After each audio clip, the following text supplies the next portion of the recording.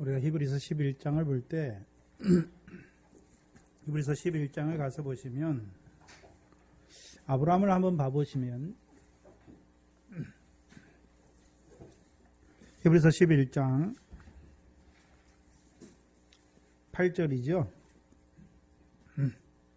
8절에 믿음으로 아브라함은 부르심을 받을 때에 순종하여 장래의 기업으로 받을 땅에 나갈새 갈 바를 알지 못하고 나갔으며, 그럼 지금 8절이 말하는 아브라함의 믿음과 9절에 보시면 믿음으로 저가 외방에 있는 것 같이 약속하신 땅에 우거하여 동일한 약속을 유업으로 받은 함께 받은 이삭과 야곱으로 더불어 장막에 거하였으니 이는 하나님의 경영하시고 지으실 터가 있는 성을 바랐습니다. 그리고 이제 17절에 보면 아브라함의 믿음이 또 하나 나오는데, 아브라함은 시험을 받을 때에 믿음으로 이삭을 드렸으니 저는 약속을 받은 자로되 그 독생자를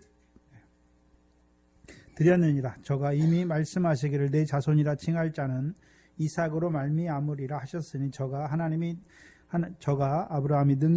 능히 죽은 자 가운데서 다시 살리실 줄로 생각한지라. 비유컨대 죽은 자 가운데서 도로 받은 것이라.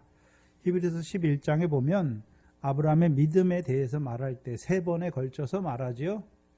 그럼 8절의 아브라함의 믿음은 8절의 믿음과 9절의 아브라함의 믿음과 17절의 아브라함의 믿음이 다 같은 믿음입니까? 그렇죠? 다른 것입니까? 믿음의 분량이 다른 것입니다. 그렇죠? 그럼 8절은 아브라함이 이제 어디를 떠날 때를 말하고 있습니까? 갈대아 우르를 떠나는 것이죠. 그렇죠? 그래서 장래 기업으로 받을 땅에 나가는 것이죠. 갈 바를 알지 못하고 가는 것이잖아요. 그렇죠? 그렇다면 9절의 믿음은 어떤 믿음입니까? 이제 하나님이 그 가나안 땅을 너와 내 자손에게 왜 주셨는지를 아는 것이죠. 약속을 받았단 말이죠. 또한 17절에는 아브라함이 어떤 믿음입니까? 이삭을 드리는 믿음이죠. 그럼 아브라함의, 히브리서에 말한 아브라함의 믿음의 과정도 어떻습니까? 믿음으로 믿음에 이르게 하시고 그 믿음으로 믿음에 이르게 하시는 것이죠. 믿음이 자라는 아브라함을 보여주시는 것이죠. 그렇다면 모세의 과정도 보시면 24절에 보시면 믿음으로 모세는 장성하여서, 이때가 몇 세의 모세의 믿음입니까? 40세의 모세의 믿음이죠.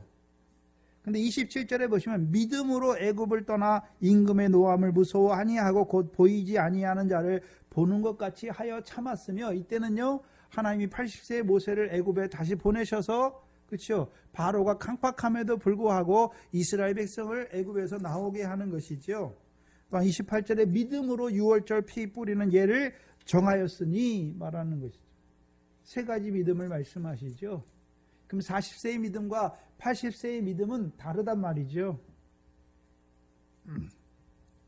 그래서 우리가 창세기 15장에서 아브라함의 믿음, 하나님께서 아브라함에게 자손에 대해서 말씀할 때 아브라함이 이를 믿었잖아요. 믿음이 있단 말이죠. 그렇죠? 근데 그 믿음이 이루어진 때는 언제입니까? 86세입니까? 100세입니까? 100세잖아요. 100세. 그렇다면 그 아브라함이 그 창세기 15장에서 그 언약을 받을 때부터 아브라함 뭐가 있습니까? 믿음이 있잖아요. 믿음이. 근데 온전한 믿음입니까? 아직 온전치 못한 믿음입니까? 온전치 못하잖아요. 그러면 그 언약을 받을 때부터 100세의 아브라함을 낳게 하시기까지 하나님이 아브라함을 어떤 자로 세우시는 것입니까? 믿고서 내가 그렇게 행하는 것이 아니라요, 자기가 뒷그림을 아는 자, 그래서 전능하신 하나님께서 자기에게 이루어 주셔야만 하나님의 말씀대로 살아갈 수 있음을 아는 자로 세우는 것이죠. 그래서 특별히 86세의 아브라함부터 100세의 아브라함까지의 과정이 무엇입니까?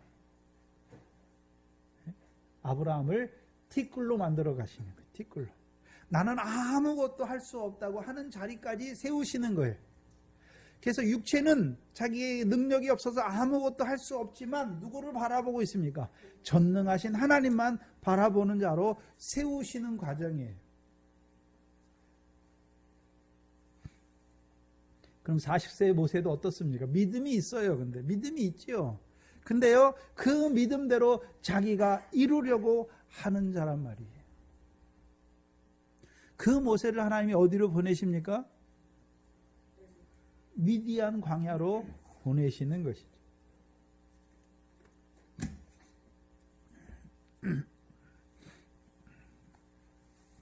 이제 미디안 사람에게로 보내시는 그 과정이 24절, 25절, 26절에 나오지요. 그럼 24절을 먼저 보시면 한 사람이 원통한 일 당함을 보고, 이 한 사람은 누구였습니까? 히브리인이었죠.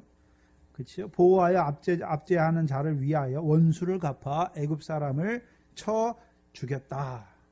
그럼 한번 생각해 보세요. 모세가 분명히, 그렇죠? 이 히브리인이 애굽 사람에게 공고를 당한 것을 보고, 그렇죠? 원수를 대신 갚아주잖아요. 그럼 모세가 왜 그 히브리 사람이 공고를 당하는데 압제받는 자를 위하여 원수를 갚는 왜 애굽 사람을 죽이는 일을 할까요? 애굽 사람을 쳐 죽였는데 왜 죽였을까요?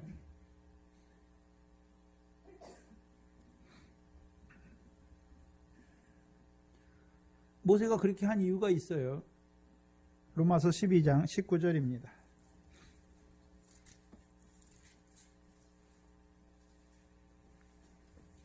로마서 12장 19절에 보시면 신명기 32장 35절 말씀을 풀어서 설명했는데 로마서를 보는 게 훨씬 나아서 로마서로 갑니다.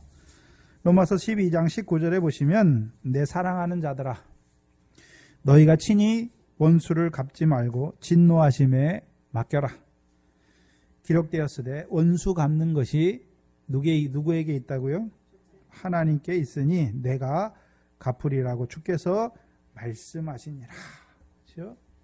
그럼 이스라엘 백성은 원수를 자기들이 갚는 것을 하나님이 허락하셨습니까? 하나님께 원수 갚는 것을 하나님께 맡겨라 말씀하십니까?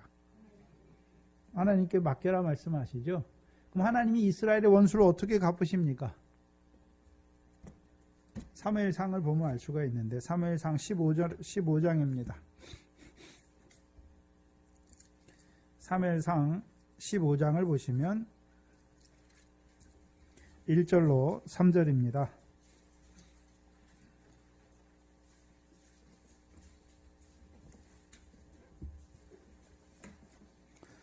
사무엘상 15장 1절로 3절이지요. 사무엘이 사울에게 이르되 여호와께서 나를 보내어 왕에게 기름을 부어 그 백성 이스라엘의 위에 왕을 삼으셨은즉 이제 왕은 여호와의 말씀을 들으소서. 사울을 왕으로 세우시고 이제 사무엘을 통해서 사울에게 말씀하시죠. 뭘 말씀하십니까? 만군의 여호와께서 이같이 말씀하시기를 아말렉이 이스라엘에게 행한 일 곧 애굽에서 나올 때 길에서 대적한 일을 내가 기억하노니. 하나님이 기억하신 것이죠. 지금 가서 아말렉을 쳐서 그들의 모든 소유를 남기지 말고 진멸하되 남녀와 소아와 젖먹이는 아이와 우양과 약대와 나귀를 죽이라 하셨나이다. 그러면 한번 봐야 되는데 왜 애굽에서 나와서 광야 길을 걸어갈 때 그 아말렉 사람이 이스라엘과 싸울 때 왜 그때 하나님이 이스라엘 백성으로 치게 하지 아니하시고 왜 싸울 때 와서야 비로소 원수를 갖게 하시는 것입니까? 왜 그랬을까요? 그럼 그때까지도 아말렉은 이스라엘과 광야에서만 상관 있고 가나안 땅은 상관없는 대적이었습니까? 가나안 땅에서도 계속 대적 노릇을 하고 있습니까? 대적 노릇을 하잖아요. 언제 나타납니까? 아말렉이. 기드온 대적 때 미디안과 동방 사람과 아말렉 사람이 함께 올라와서 이스라엘 백성의 토지 소산을 멸하잖아요. 그렇죠?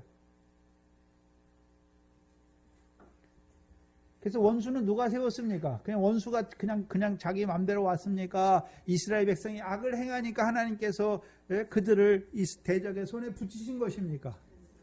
대적의 손에 붙이신 거예요.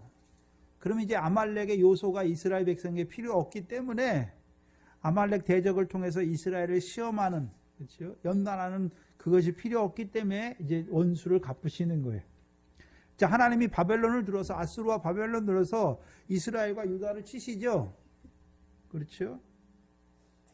근데 계속 놔두십니까? 그 몽둥이 역사가 다 하면 하나님이 이스라엘을 쳤던 그 바벨론과 아수르와 바벨론의 그 몽둥이를 하나님이 꺾으시는 것입니까? 꺾으시는 거예요. 그렇다면 모세를 한번 생각해 봐야 되는데요. 그렇죠? 모세가 이스라엘 백성, 그 압제받는 이스라엘 백성을 대신하여 원수를 갚아주잖아요. 그러면 모세가 그냥 그것을 어쩌다가 한 것입니까? 일부러 한 것입니까? 일부러 누구에게 보여주려고요? 이스라엘 백성들에게 보여주려고 하는 거예요. 뭘 보여주는 것입니까? 모세 자신이 하나님의 대리자가 되어서 이스라엘 자손의 원수를 갚으신다라는 것을 이스라엘 백성이 알기를 원했던 것이죠. 그래서 원수 갚는 그 모세를 통해서 모세가 그 일을 한 것은 오늘 본문 25절이잖아요. 저는 그 일을 한 모세가 생각하기를 내가 이렇게 하니까 이스라엘 그 형제들이, 이스라엘 백성들이 하나님께서 모세의 손을 빌어서 자기들을 구원하여 주시는 것을 깨달으리라고 생각한 거예요. 모세가 그냥 어쩌다가 하는 게 아니에요. 치밀한 계산을 가지고 하는 거예요. 네? 내가 압제받는 이스라엘 백성을 위하여 애굽 사람을 쳐 죽였으니까 이스라엘 백성들이 다 마음이 누구에게로 향할 줄 알았습니까? 자기에게. 아, 이 모세가 우리를 애굽 사람의 손에서 구원할 수 있나 보다 하고 그 마음이 그렇게 깨닫기를 원했죠.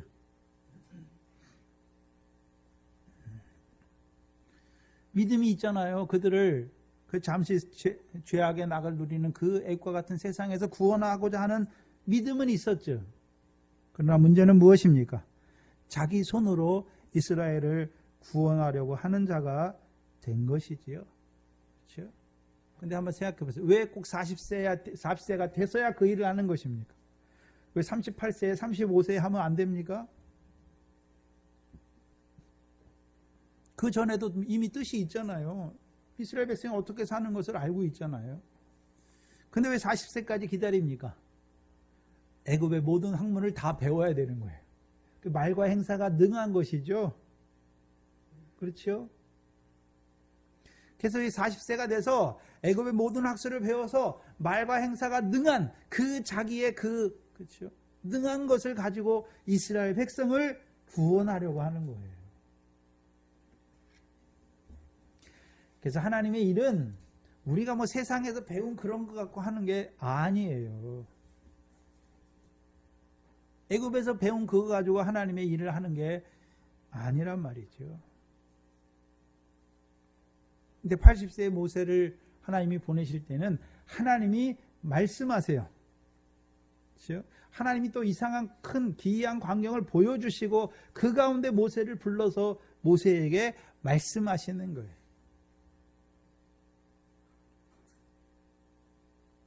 그래서 구원의 역사는 하나님의 말씀으로 이루어가는 역사지 뭐 세상 뭘 가지고 이루어가는 역사가 아니라는 것이죠. 그래서 히브리서에서는 40세의 모세는 상 주심을 바라보죠. 근데 문제는 무엇입니까? 그 상을 자기가 이루려고 하는 자가 되는 것이죠.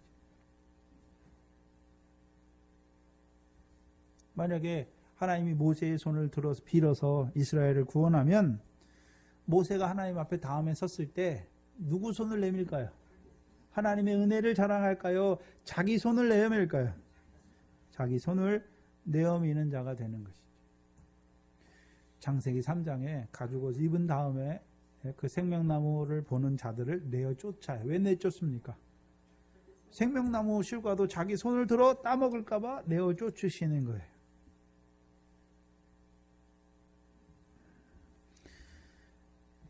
만약에 40세의 모세를 통해서 했다면 모세의 결국은 무엇입니까? 불법이에요. 불법.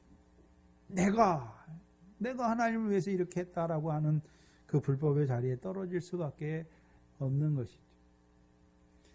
그래서 신명기 8장 17절에 모세가 두려워한 것이 무엇입니까? 이스라엘 자손이 자기 손에 힘과 능을 의지하여 이 재물을 얻었다. 근데 모세는 재물 얻는 것엔 관심이 없잖아요. 자기 손의 힘과 능을 의지하여 이 상을 내가 얻었다 할까 두려운 거예요. 하나님이 그걸 아시는 것이죠. 그래서 이스라엘을 구원하는데 어디서 구원하는 것입니까? 잠시 죄악의 낙을 누리는 것에서 구원하려고 하는 것이죠.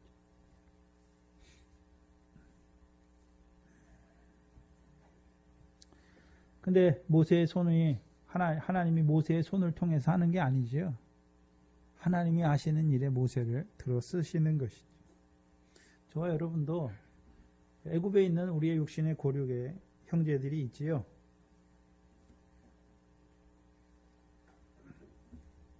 보잖아요. 근데 우리가 40세 모세가 되어서 그들을 내가 한번 구원해 내려고, 우리 남편을 내가 한번 믿게 해 보려고, 그렇죠?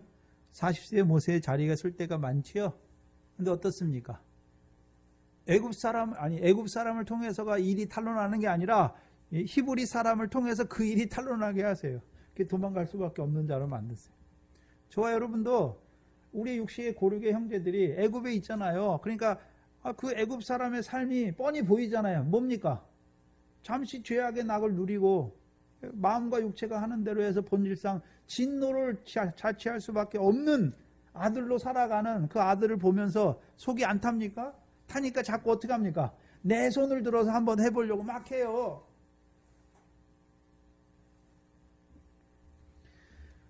그거는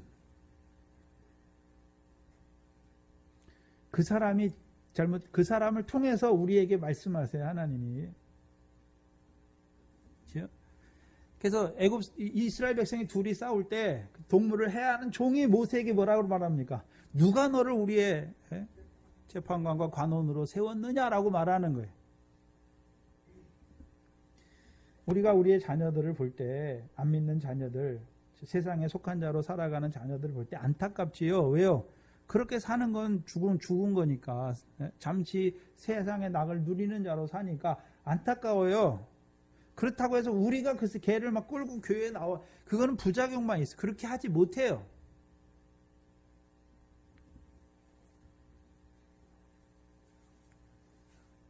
그럼 그 사람 입에서 말해요. 당신이 뭔데? 네? 여러분이 남편이라면 너나 예수 잘 믿어 그러는 거예요. 너나 똑바로 믿어 이렇게 하는 거예요. 말이 안 통한단 말이에요. 쥐도 그렇게 살면서 나한테 예수를 믿으라고 그래? 그렇단 말이에요.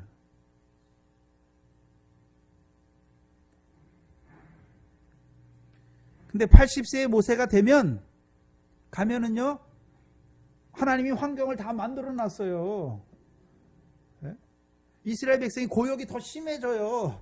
그러니까 모세가 가기만 하고서 하나님이 너희를 부르러 왔다. 너희의 고난을 감찰하셨다 하면 이스라엘 백성이 좋아한단 말이에요. 하나님께 감사한단 말이에요. 근데 내가 40세 모세가 내가 막 구원하려고 그러면 이스라엘 백성들도 내 말을 안 들어요. 누가 너를 우리의 관원과 재판장으로 세웠느냐 한단 말이에요. 말하면 안 돼요. 하나님이 그 모세를 미디안 강해로 옮겨버려요. 이스라엘 백성이 아예 안 보이는 데로 옮긴단 말이죠. 그럼 우리를 그러면 육신의 고륙의 친척을 구원하려는 마음이 있는데 우리가 자꾸 우리가 구원하려고 할 때 우리를 뭐 그 사람에서 떼어놓는 그런 문제가 아니에요. 잠잠하게 하세요. 그 사람을 통해서 우리 자신을 보게 하세요. 그렇죠? 우리 자신을 보니까 어떻습니까? 네? 우리 자신을 보니까 어떻습니까? 내가 하나님 앞에 불법을 행하는 자예요. 내가 하나님 앞에 육체의 소욕을 따라 행하는 자예요. 내가 하나님 앞에 죽은 자인데 누가 죽은 자가 누가 살립니까? 못 살리지. 착각하지 마세요. 우리가 끌고 나오는 게 아니에요. 잠잠히 기다리세요. 근데 잠잠히 기다릴 때 속에 천불이 나면 안 돼요. 불쌍하게 여겨야 돼요. 하나님의 자녀가 아닙니까? 창세전에 그리스도 안에서 그 영광을 받을 아들로 택하신 영이 아닙니까? 그리고 육신의 뼈 이 땅에 보내신 것이 아닙니까? 문제는 뭡니까? 내가 문제지 뭐 그 사람이 문제예요? 내가 연단이 안 끝났는데 내 속에 육체와 마음이 따라 행하는, 그걸 행하는, 내 속에 하나님 앞에 불법의 요소가 있는데 나를 통해서는 일하지 않는단 말이죠. 하나님이. 그걸 그 사람이 더 잘 알아요. 내가 신앙생활 하는 것을 내 주위에 믿음이 없는 그 아들이, 그 남편이, 그 아내가 더 잘 알아요.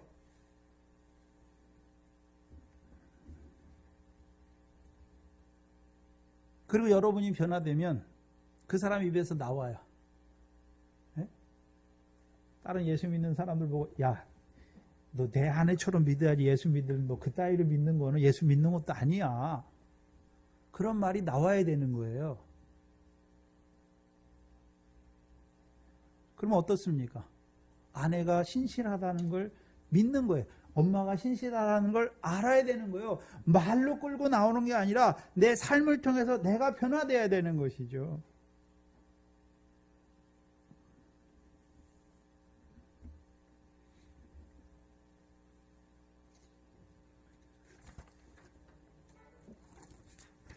아직 우리가 40세 모세의 자리에 선 거예요. 근데 문제는 믿음은 있잖아요. 그러니까 그렇게 애굽 사람처럼 살아가는 고르게 형제를 보면 속이 터지는 거죠, 속이.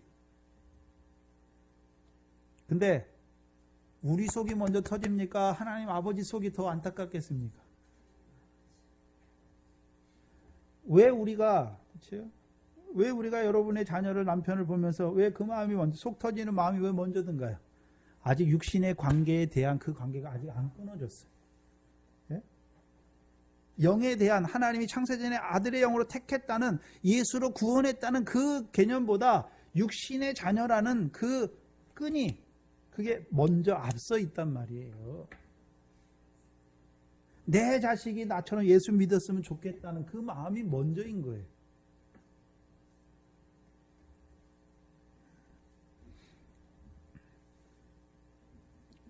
네, 그 과정이 없으면 안 돼요. 또 있어야 돼요. 왜요? 믿음이 있다는 증거예요, 그게. 근데 믿음이 온전치 못한 거잖아요. 우리가 믿음이 있어요. 그렇죠? 내가 예수 그리스도를 알므로 세상이 더럽다는 걸 알았어요. 그러면 내 자녀가, 내 남편이 세상 더러운 가운데 그 진노를 자취할 수밖에 없는 자로 살아가는데도 너는 그렇게 살든지 말든지 나 혼자만 믿어. 그거는 죽은 거예요. 볼 게 아닙니까? 내가 이제 예수 그리스도 안에서 택함을 받은 자라는 걸 봤으면 이 사람이 지금 애굽에서 살아가는데 잠시 죄악의 낙을 누리면서 진노를 자취하는 자로 살아갈 수밖에 없는, 그 뻔히 보이는데 마음이 안 뜨거우면 그것도 비정상이에요. 문제는 과정이라는 거예요. 그래서 모세와 같은 과정을 거쳐요, 우리도. 그렇죠? 우리가 한번 얘를, 그렇죠? 교회당에 앉혀놓아서 하나님의 말씀을 듣게 하려고 그렇게 하잖아요. 네? 그러면요, 내 자신 내가 하나님 믿게 했다, 이런 소리 나오게 돼 있어요. 우리는 할 수 없어요. 그러면 이제 그 애굽에 사는 히브리인에게, 그렇죠? 그 사람은 더 괴로움에 떨어지게 돼 있어요. 그리고요, 하나님은요, 우리를요, 미디안과 같은 광야로 이끌어서 우리를 연단시키는 거예요. 40년 동안. 이제 문제는 모세처럼 40년이 연단이 끝나서 80세 모세로 서면 되는데 그 연단 가운데 죽는 자도 예? 태반이에요. 태반. 애굽의 연단 가운데, 아니 광야의 연단 가운데 죽는 자도 태반이고, 예? 모세와 같은 종으로 세우시기를 원하시는데 믿음은 있는데 그 중간에, 예? 모세와 같이 자기가 구원을 이루려다가 죽는 자들도 태반이란 말이죠.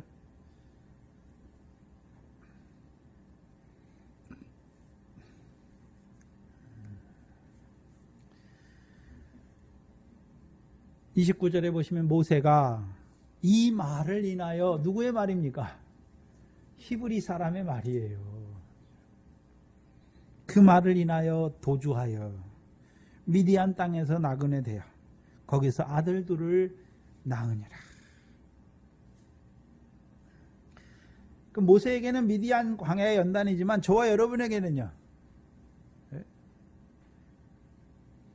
이제 애굽에 살아가는 그 사람을 구원하려는 그 자리를 하나님이 그 마음이 없어지게 하는 거예요. 다른 거에 바빠요. 네? 우리 자신을 연단하는 거기에 넣으시는 거예요. 하나님이 우리 자신을 연단할 때는 다른 사람은 안 보여요. 왜? 내가 하나님 앞에 연단받고 있으니까 누굴 볼 시간이 없어요. 근데 29절에 보시면 그렇죠? 미디안 땅에서 나그네 되어 거기서 아들 둘을 낳으니라.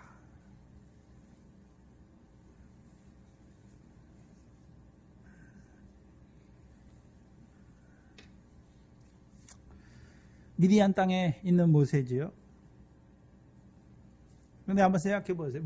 미디안 땅에서의 모세의 40년을 한번 생각해 보셔야 되는데, 자기는 이스라엘 백성을 애굽에서 구원하려고 그렇게 했는데 오히려 애굽 사람들이 자기를 거절했잖아요. 그러면 미디안 광야에 가가지고 그래 너희 잘 되나 한번 보자. 꼴을 한번 보자. 내 말도 안 듣고 너희 어디 잘 되나 보자. 네? 우리나라에서는 심리도 못 가서 발병 난다 이렇게 말할 거예요. 모세는 그렇지 않아요. 요셉이 형들이 자기를 애굽에 팔았잖아요. 애굽에 가가지고 형들을 막 이를 갈고 내가 당신들 만나면 이제 가만 안 둔다 그런 생각했을까요? 아니에요. 모세도 똑같아요.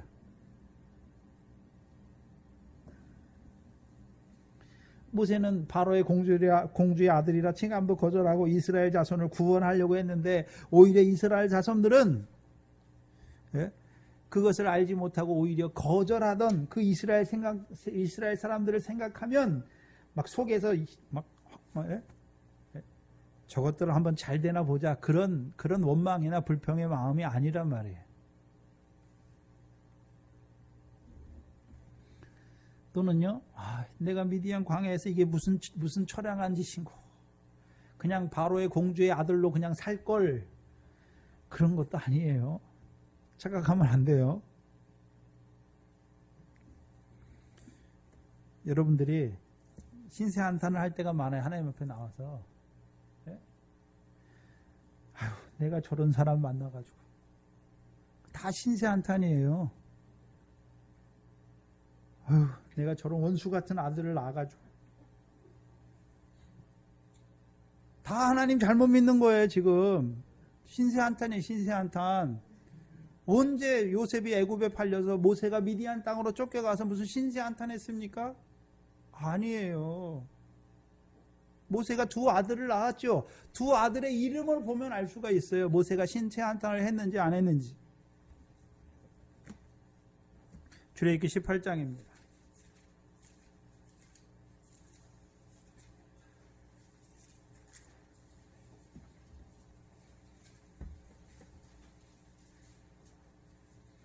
(18장) 3절 4절에 보시면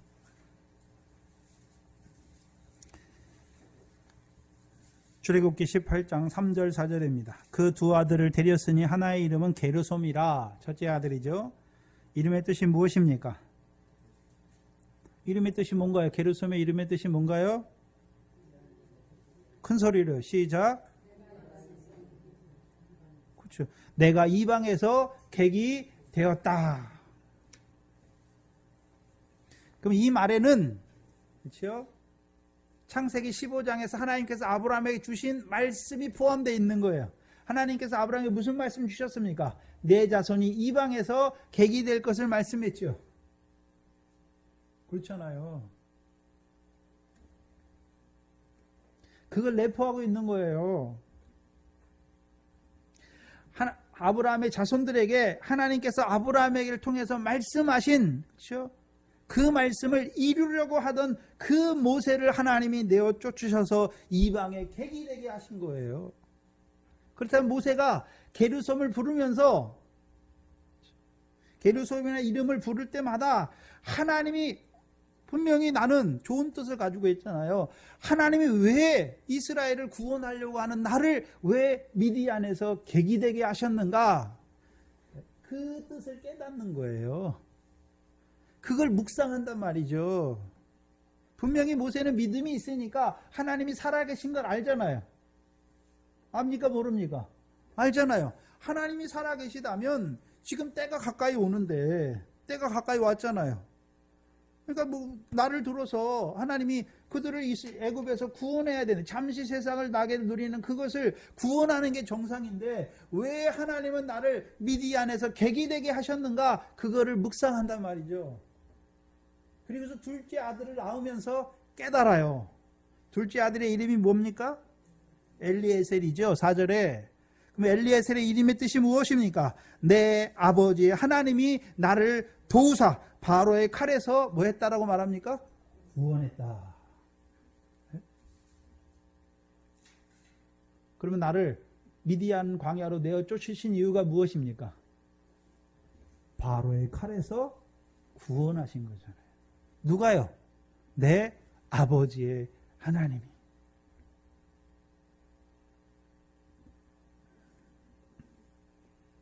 그래서 둘째 아들을 지으면서 하나님이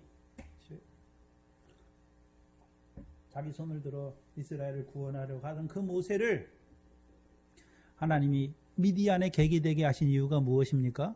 그게 도우신 거예요. 내 아버지 하나님이 나를 도우신 거예요. 그래서 어디에서 구원하셨습니까? 바로의 칼에서 구원하셨어요. 그럼 바로의 칼에서 구원했다는 의미가 뭘까요? 생각해 봐야죠.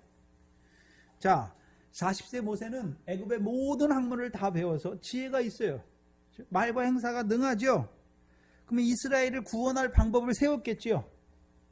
어떻게 세웠겠습니까? 이스라엘을 구원하려고 아무 생각도 없이 그렇게 한 게 아니잖아요. 구원하려고 방법을 세웠겠지요. 계획을 세운 거예요. 그 방법이 무엇이겠습니까? 출애굽기 1장에 나와요.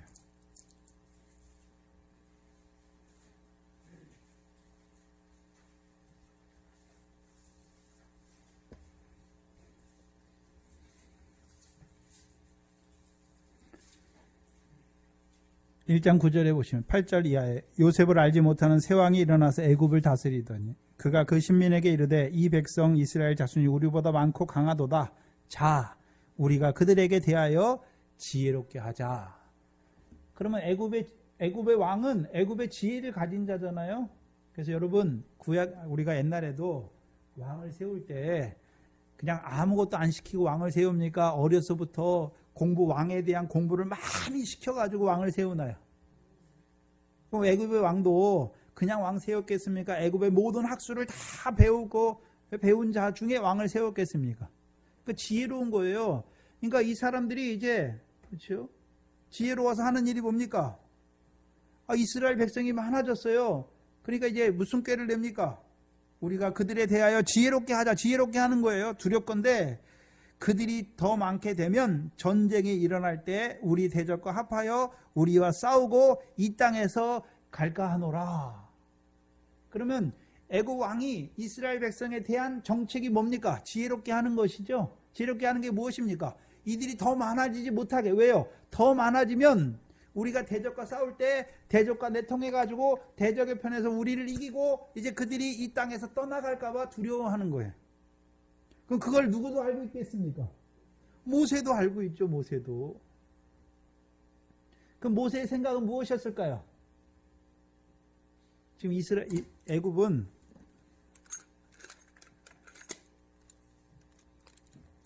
지금 왕조가 바뀐 거예요. 왕조가 바뀌었어요. 근데 이 바뀐 왕조, 멸망한 왕조가 완전히 멸망한 게 아니에요. 아직 살아 있어요. 그러니까 이스라엘 백성이 이 왕조는 요셉의 은혜를 아니까 이스라엘 백성이 잘했잖아요.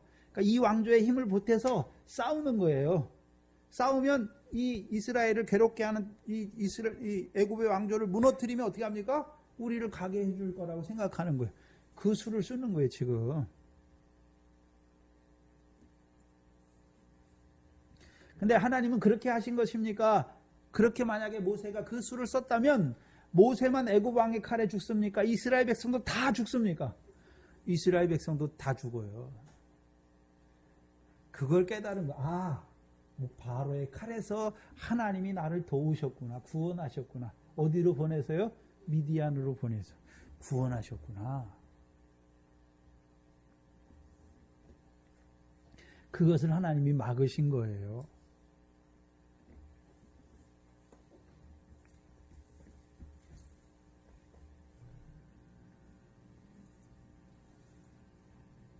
그래서 모세의 두 아들의 이름에 모세의 그 믿음에 대한 고민이 다 들어있는 거예요.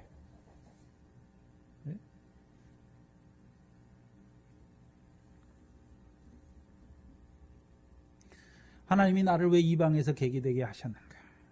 그리고 엘리에셀을 낳을 때는요, 그것이 하나님이 나를 도우신 것이구나. 나를 바로의 칸에서 구원하신 것이구나. 그 모세는 그렇죠? 이스라엘 자손을 애굽 왕의 손에서 구원하는데 뭘 가지고 구원하려고 그랬을까요? 칼이요, 칼. 전쟁해가지고 구원하는 것이죠. 근데 하나님은 어떻게 하시나요? 기사와 이적을 통해서 하세요. 칼이 육신적인 칼로 하는 것이 아니라 기사와 이적을 통해서 이스라엘 백성을 애굽에서 구원해 내시는 거예요. 그러니까 이스라엘 백성이 나올 때 한 명이라도 죽습니까? 안 죽습니까? 한 명도 안 죽고 나와요. 한 명도.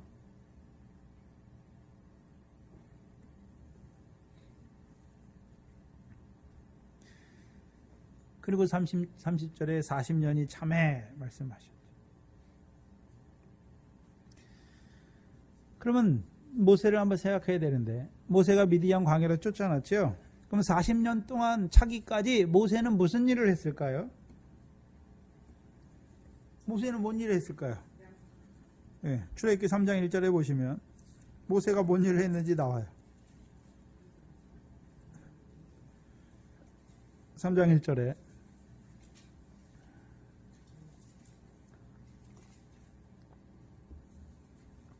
모세가 그 장인 미디안 제사장 이드로의 양무리를 치고 있잖아요. 한번 생각해 보세요. 바로의 공주의 아들로 자랐어요. 애굽의 모든 학술을 배웠어요. 근데 하나님이 연단의 자리에 세우니까 양의 목자로 살고 있는 거예요. 양의 목자로. 양치는 자로 살고 있는 거예요. 한마디로. 그럼 양치는 목자를 한번 생각해 보세요. 자, 양이 귀합니까? 목자가 귀합니까? 양이 귀한가요? 목자가 귀한가요? 아니, 사람의 생명이 양보다 귀하지 무슨 양이 귀합니까? 여러분이 집에 가축을 키운다고 생각해 보세요. 집에 돼지를 키워요. 돼지가 귀합니까? 소나 돼지가 가축이 귀합니까? 사람이 더 귀합니까? 사람이 귀한데, 그러면 가축이 여러분을 섬깁니까? 주인님 밥 드세요. 주인님 뭐 하세요? 이렇게 섬깁니까? 사람이 그 짐승을 섬기는 것입니까? 모세가 애굽의 공주의 아들이에요. 그런데 뭘 섬기게 하십니까? 양을 섬기게 하는 거예요. 양을. 근데 그게 하나님이 모세를 연단하는 방법이에요. 왜요? 이스라엘 백성을 인도하는 목자로 쓰시기 위해서 양을 치는 자로 세우는 거예요. 다윗도 왕으로 세우시기 전에 다윗이 뭘 칩니까? 자기 양이 아니에요. 누구의 양입니까? 아버지의 양을 치게 하시는 거예요.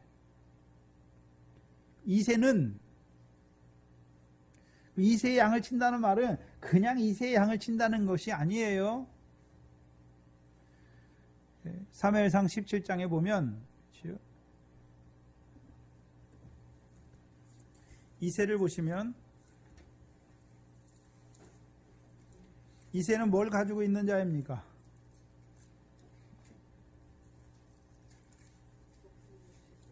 17절이죠. 이세가 그 아들 다윗에게 이르되 내 형들을 위하여 볶음곡식 한 에바와 이 떡 10덩어리를 가지고 진으로 속히 가서 내 형제들에게 주라. 뭘 가지고 있는 자입니까? 볶음곡식이죠. 그럼 볶음곡식은 누가 먹습니까? 장성한 자가 먹는 거잖아요. 단단한 식물은 누가 먹습니까? 히브리서에 장성한 자가 먹는 거잖아요.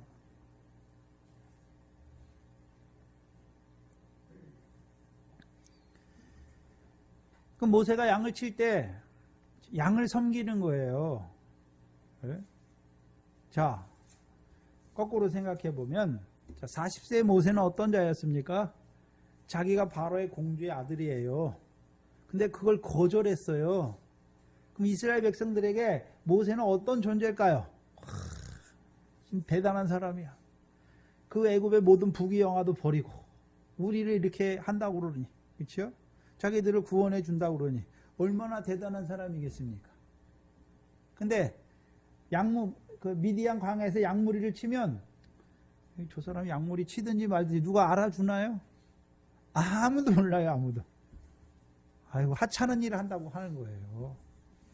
그렇게 만들어요, 하나님이. 요셉이 애굽에 팔려갔지요. 애굽에서 무슨 처음부터 떵떵거리고 그런 거 아니에요. 종살이 하는 거예요. 그리고요, 하나님의 말씀을 지켰더니 오히려 감옥에서, 그렇죠? 감옥의 그 죄수들을 시중 두는 자로 하나님이 세우는 거예요. 근데 그게 연단이에요. 그럼 모세가 양을 치면서 내가 대단한 사람이라고 하겠습니까? 자기가 정말로 하찮은 사람이라고 생각하겠습니까? 아무것도 아닌 자라고 그렇게 그 자리에 세운단 말이에요.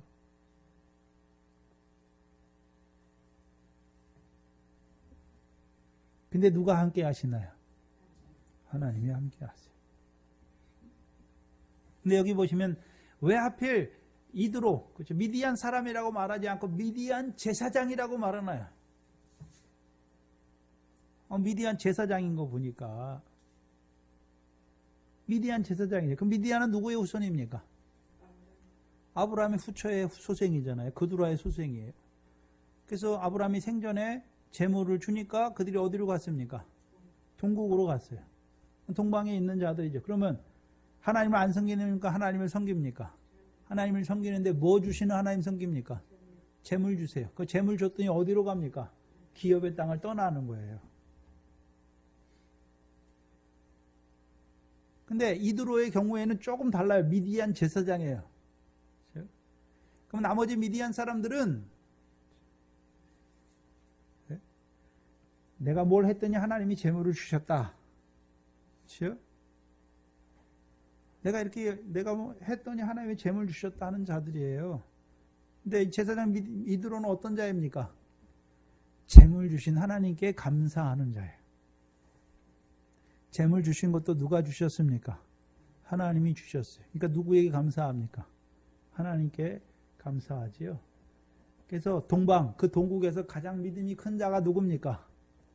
욥이잖아요. 욥. 처음엔 하나님이 은혜를 주셨어요. 근데 자꾸 가다 보니까 욥이 어떤 생각이 들었습니까? 내가 하나님의 의를 행하니까 그래도 하나님이 나한테 주신 것이지.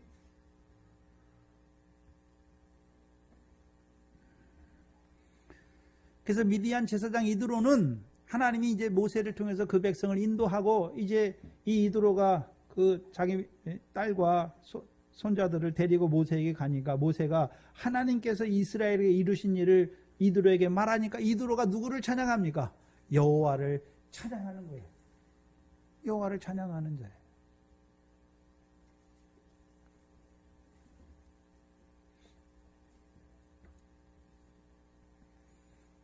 근데 40년이 차기까지 하나님이 기다리세요. 하나님이. 그러면 모세가 40세에 이스라엘 자손을 구원하려고 할 때가 이스라엘 백성이 애굽에 내려간 지 몇 년입니까? 390년이에요. 390년.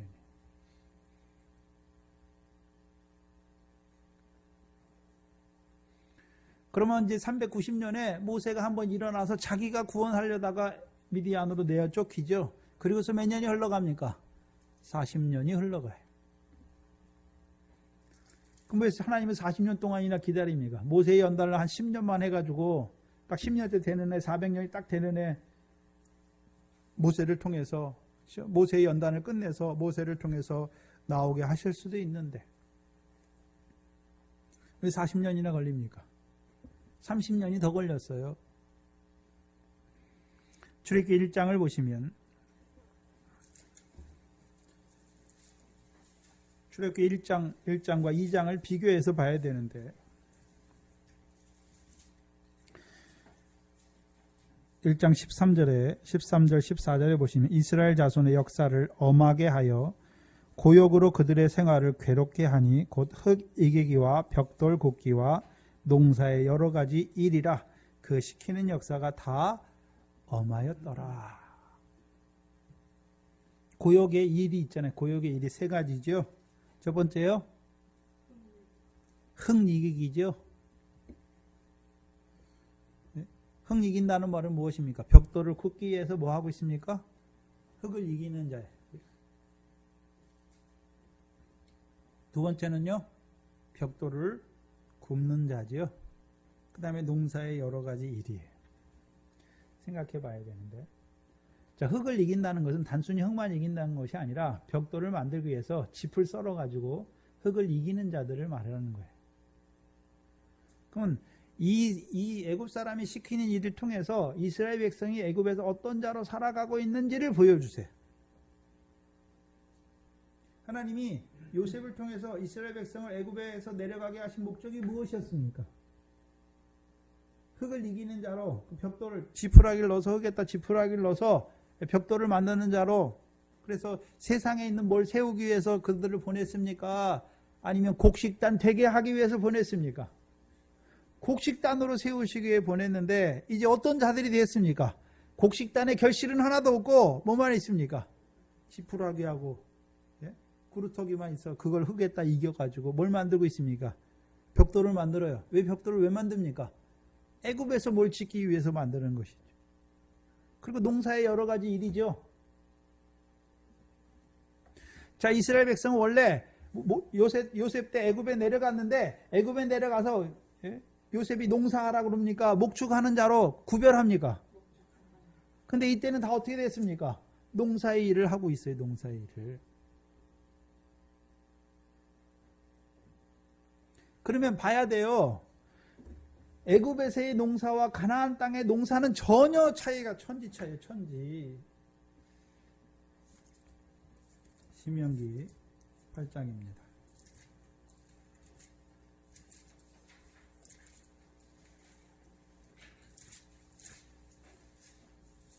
신명기 11장입니다. 죄송합니다.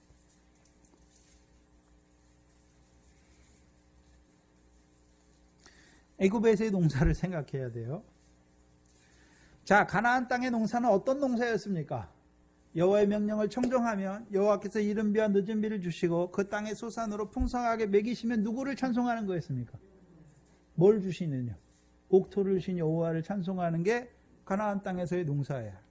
근데 애굽에서의 농사는 신명기 11장 10절에 보시면 내가 들어가서 얻으려는 땅은 내가 나온 애굽 땅과 같이 아니하니, 여기서 거기서는 애굽 땅에서는 너희가 파종한 후에 발로 물 대기를 채소밭의 댐과 같이 하였다. 그럼 이스라엘 백성이 가나안 땅에서의 농사는 물이 있어야 되는 거잖아요. 근데 물에 그 논에 물 대기가 채소밭에 물을 대는 것처럼 논에 물 대기처럼 어떻단 말입니까? 쉽다는 말이에요. 쉽다는 말이죠. 그럼 농사가 잘 됐어요. 그럼 옥토를 주신 하나님을 찬송할까요? 네? 자기가 열심히 해서 번 자기를 찬송할까요? 그래서 여러분이 옛날에 예수 믿기 전에, 저와 여러분이 예수 믿기 전에 뭐 세상 일이 잘 됐어요. 여러분이 농사 짓는 사람도 있고 회사 다니는 사람도 있고 사업하는 사람도 있잖아요. 근데 사업이 잘 됐어요. 그럼 어떻게 할까요? 내가 잘했어. 그 다음에요? 조상 탓이야. 조상을 잘 섬겼어. 그 자리란 말이에요. 그 자리예요. 옥토를 주신 하나님을 찬송하지 못해요. 그 애굽 사람의 모습을 보여줘요. 그런데 이 일을 하면서도 이스라엘 백성이 이것 때문에 괴롭긴 괴로운데 탄식하지는 않아요. 부르짖지는 않는단 말이에요. 출애굽기 2장 23절 이후에 보세요.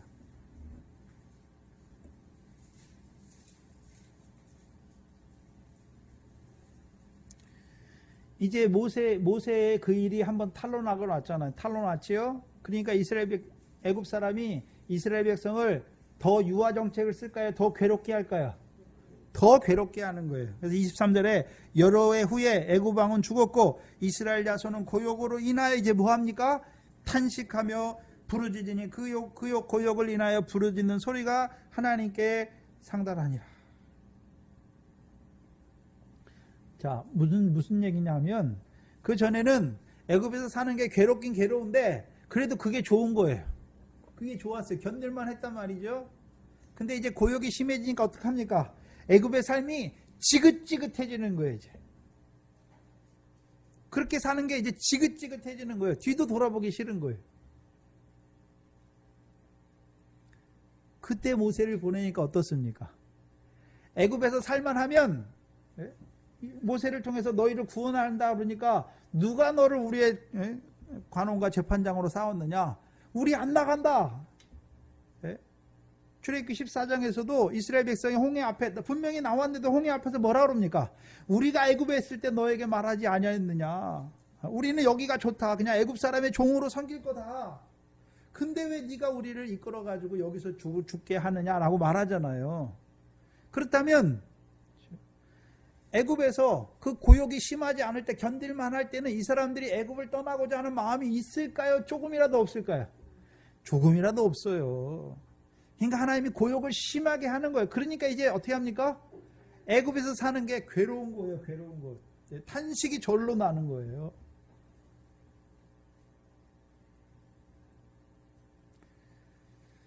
여러분 가운데 세상에 살 때 세상이 좋았으면 안 나와요. 여러분이 세상에서 잘 나가고 돈도 벌고 좋은 차 타고 다니고 끙끙거리고 내 의지할 거 있고 돈이 힘이니까 남자들은 돈이 힘이잖아요. 지갑에 돈이 빵빵하면 어디 가서든지 기피하고 살잖아요. 근데 쪼그라졌어요. 네? 의지할 게 없는 거예요. 네? 그러면 사람 만나는 것도 싫어요. 친구들 만나면 네? 비교되잖아요. 사람이 힘이 없어지는 거예요. 저희 아버지를 보니까 그렇더라고요.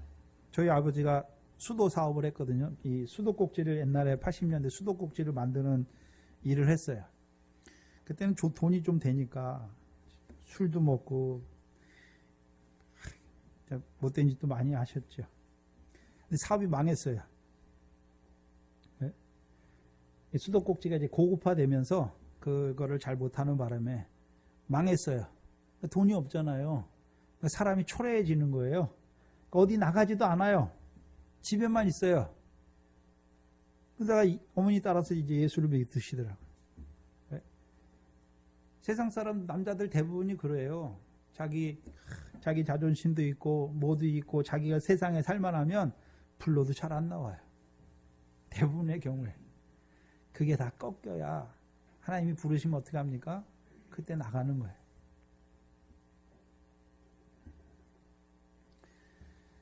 하나님이 기다리시는 거예요. 기다리시면서 아무 일도 안 하시는 것이 아니라, 그렇죠? 애굽 사람을 통해서 이스라엘 백성을 어떻게 합니까? 더 괴롭게 하는 거예요.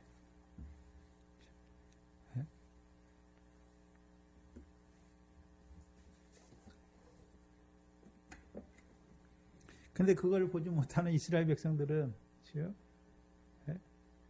그걸 깨달으면 이제 하나님이 애굽 사람을 통해서 자기들에게 고난의 떡을 주신 것을 감사할 건데, 감사합니까? 감사하지 못하고 있습니까? 못하는 거예요. 깨닫지 못하니까.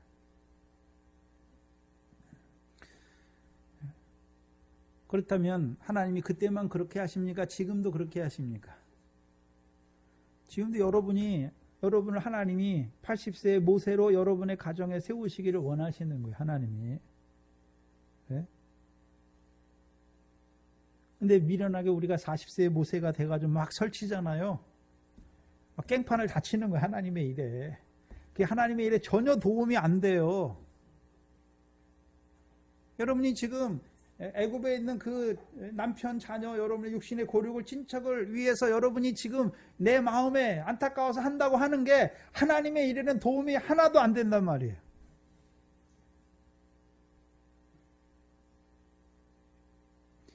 말씀을 통해서 우리 자신을 보여주어서 우리 자신이 먼저 어떤 자인 걸 보여주는 거예요. 내 자신이 내가 남편보다 잘난 줄 알았는데, 나는 예수 믿으니까 내가 남편보다 더 깨끗하고 거룩하고 그런 줄 알았는데, 말씀을 깊이 들어가 보면 내가 그 믿음이 없는 남편보다 내가 더 악하고 내가 더 더럽고 내가 하나님 앞에 더 거역하는 자예요. 그렇죠? 그걸 보여주면 이제 분명히 보긴 봐요. 그렇잖아요. 보잖아요. 그렇죠? 보긴 보는데요. 40세 모세처럼 내가 이 사람을 그 자리는 안 돼. 하나님, 나는 할 수 없음을 깨달아 가는 거예요. 그리고 80세가 되니까 하나님이 모세를 보내신다고 해도 모세가 어떻게 합니까? 나는 입이 뻣뻣하고 혀가 둔합니다. 모세가 40세에는 얼마나 학술과 말과 행사가 능했는데 80세의 모세는 나는 아무것도 할 수 없다라고 하는 자가 되는 거예요. 그때가 돼야 그럼 이제 입이 뻣뻣하고 혀가 둔하니까 모세가 하는 것입니까? 하나님이 하시는 것이 되는 것입니다. 하나님이 하시는 것이 되는 거예요. 만약에 그 중간에 갔다면, 모세가 일어났다면 모세의 마음에 하나님이 하신 것도 있지만 그래도 내가라고 하는 마음이 남아있는 거예요. 그래서 모세의 그 40년의 미디안 광야는 99세의 아브라함으로 세우시는 과정이에요. 전능한 하나님 앞에 행하여 온전한 자로 세우는 거예요. 그래서 애굽에서 배운 모든 학술을 배설물처럼 여기게 하는 그 연단의 과정이에요.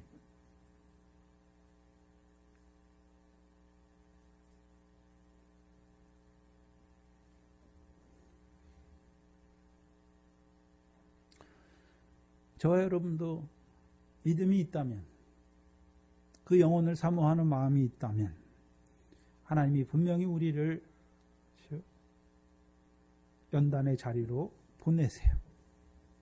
그래서 그 연단의 자리를 통해서요, 빌립보서 2장 말씀과 같이 내가 세상에 배운 모든 그런 학문이나 이런 게 다 배설물로 여기게,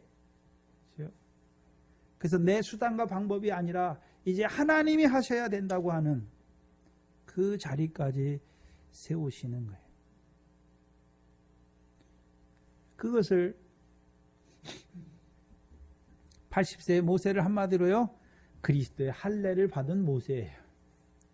육체의 소욕이 끊어진 모세로 세우시는 거예요. 신약으로요, 그리스도 예수의 사람으로 세우시는 거죠. 이제 육신으로는 내가 할 만한 게 아무것도 없는 거예요. 자기 자신을 봐도 이두로의 양을 치는 자예요. 그런 자가 뭘 하겠습니까? 근데 하나님이 그런 자를 들어서 쓰세요.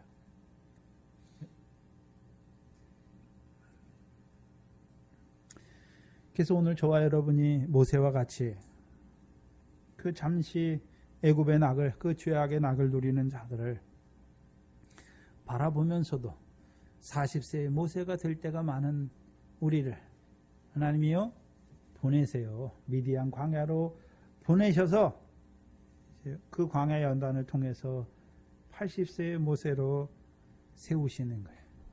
그 할례의 언약을 행하는 모세로 세우시고 그 모세를 들어서 하나님이 쓰시는 거예요. 그러면 누가 했다라고 말합니까? 자기가 했습니까? 성령으로 살고 성령으로 행하게 하셨습니까?